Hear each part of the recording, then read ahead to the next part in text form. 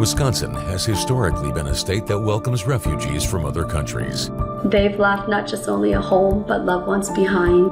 In Eau Claire, many know what it's like to travel across the globe in search of new opportunities. It's a scary time for them. If we stay, we might be killed. In this News 18 exclusive, hear from refugees who share their stories of adjusting to a new life far from home. Watch Thursday only on Eau Claire's own News 18. I had it laid out and my boys said to me, "Hey Mom, who are these poor people you have out here?" And I said, "Oh honey, that's Mom and Auntie True and Auntie Kua." Pachia Mua of Eau Claire can laugh now about her journey as a Hmong refugee. But 35 years ago, in the aftermath of the secret war in Laos, her life felt anything but funny. We were then asked to hide for our protection, and my dad didn't want that for his daughters.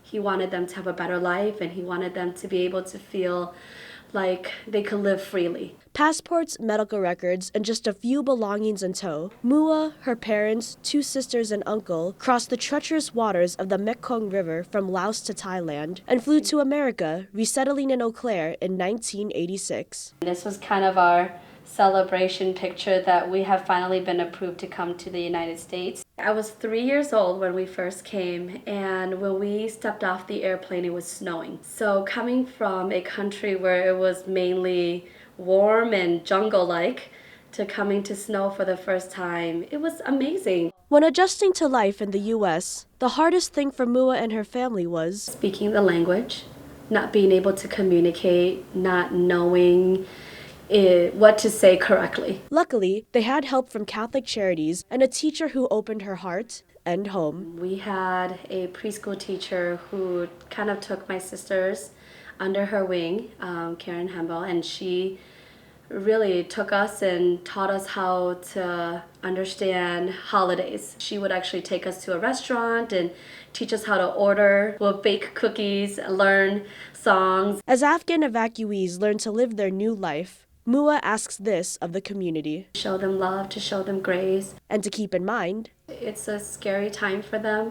They've left not just only a home, but loved ones behind. I know when we came here, it was scary to even knock on our neighbors' doors and introduce ourselves to them, not knowing what they would think of us. If we stay, we might be killed. Jongcha Her was 18 years old when he fled Laos by himself to come to America. I came to the United States in April 1980 to Fort Bend, Indiana.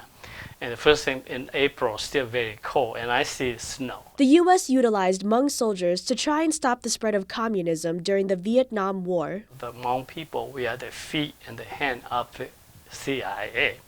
So we had a lot of rumors saying that they will wipe out the feet and the hand of the American people. Even after the war was over, Her says the Hmong people would have been persecuted for helping the CIA for years. Many of my relatives, they've been put into what they call education camp and then go for good.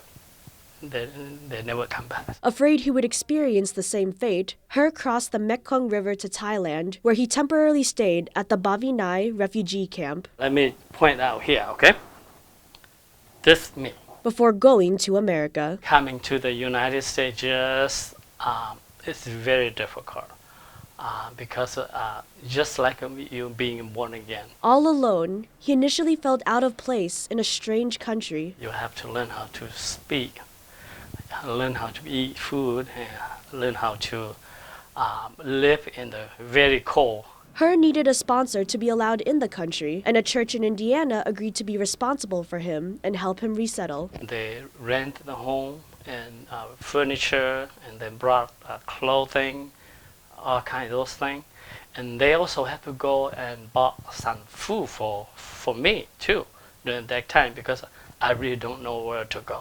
It took him nearly 3 years before he could fully understand English, and even longer to comfortably speak it. Being a refugee is very difficult. Like I said, you have a lot of hurts and pain because you're missing a lot of family members. Eventually, He grasped the language well enough to not only earn bachelor's and master's degrees in ministry, but also a PhD in family counseling. I'm so proud and I'm so glad. Dr. He now works in Eau Claire and hopes Afghan refugees will get the same opportunities he did. We need to helping them how to survive here.